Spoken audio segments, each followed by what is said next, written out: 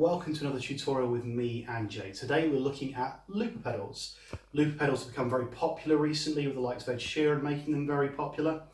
And I just wanted to show people very basic usage. And the reason is I found it hard to find anything that helped me get started. Now, I'm using a one button looper, the Donna Mini. You might have seen the Donna Nano review on my site.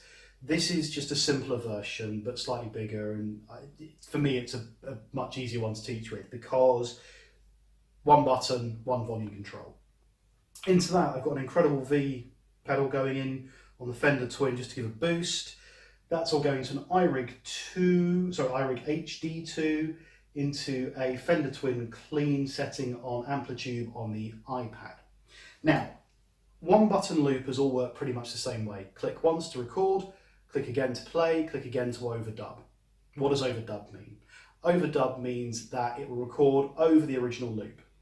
Now, the first loop you make dictates how long the whole kind of rhythm is going to be. So if you do the first loop and it's 12 bars long, then every other bit you record will only have 12 bars. And if you go over that, it'll start recording over what you've just recorded. So if I do a very simple 2-chord rhythm, you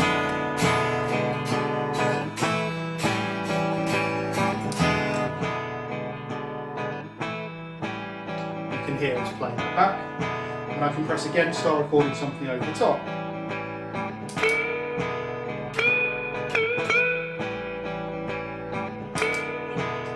So you can hear it just playing over the top. I can now I can record something else now.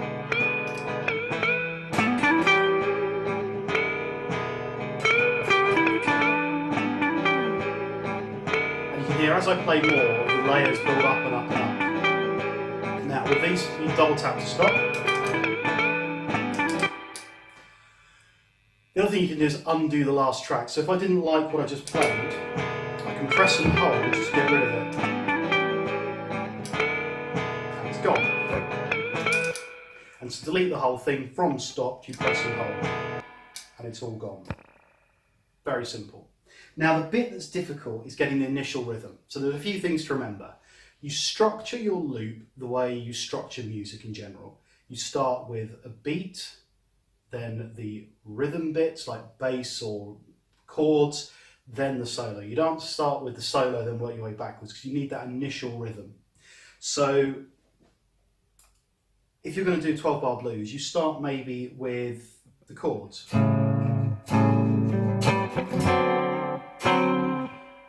If you want to, you can do a beat. Or if you're playing acoustic, people hit the guitar. Don't think I've got any acoustic spots on here. My other guitar's got a piezo bridge, so I can do that. So you start with that and then build up the layers slowly. Now, the key and the bit that I failed to do was how you get the rhythm right on the loop.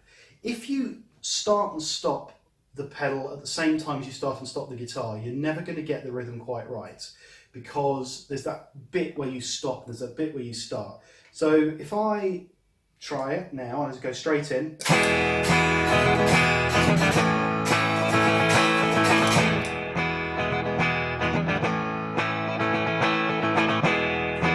It's just in. But there's an easier way of doing it.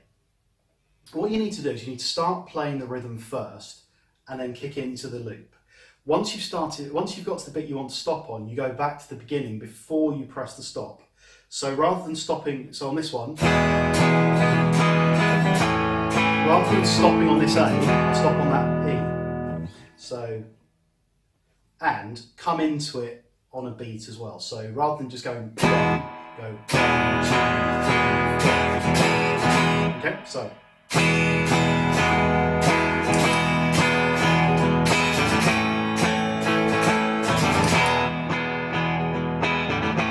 And now that's got the right rhythm, and then I can record whatever I want over the top of that.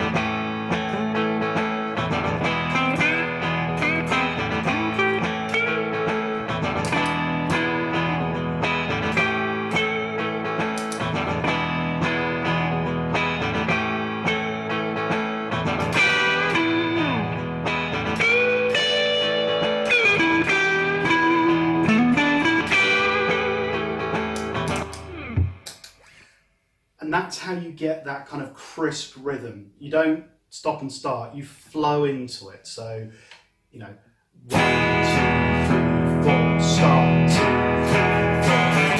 4, 2, 3, 4, start, 2, 3, 4, and then you can go into there.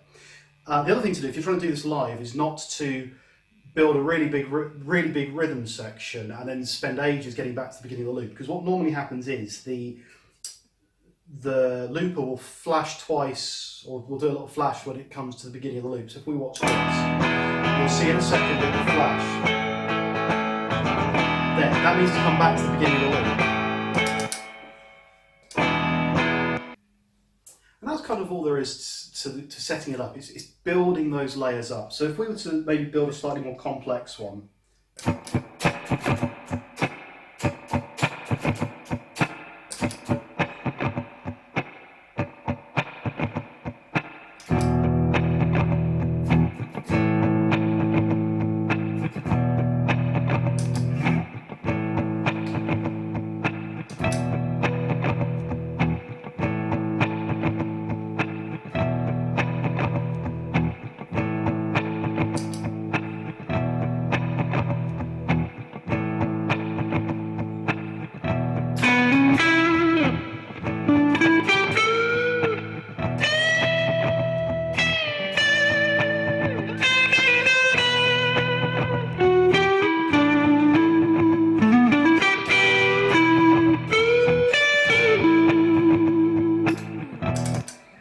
So you can see you can start building up a bigger and bigger soundscape. The other thing to think about with these is where you position pedals. So I've got the gain pedal going into the looper, and that's because I want to be able to record different layers of sound. The other option is to go from the looper straight into an amp or through the effects. Now, the thing to remember what that is, whatever you record, if you can record the clean signal will then loop, and that will then go through all of the effects. And if you change the effects, it will change the original loop. So I prefer to have all of the effects going into the loop, then it records everything that I've done. The only thing to be aware of is if you've got very high output kind of pedals, really high gain distortion pedals or whatever, it could overload the looper. So they're the things to remember. Get the rhythm right, play before and after the loop has started to make sure you've absolutely nailed that rhythm, and build up the layers from rhythm up to lead rather than trying to start with a solo and work your way down.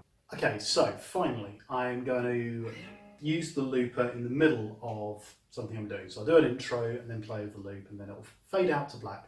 Once it's faded out to black, I'd love you to subscribe and like and comment and all those good things, and catch me on Instagram and Twitter at Dave Rage. That's Dave Rage or D Average. And I will see you next time.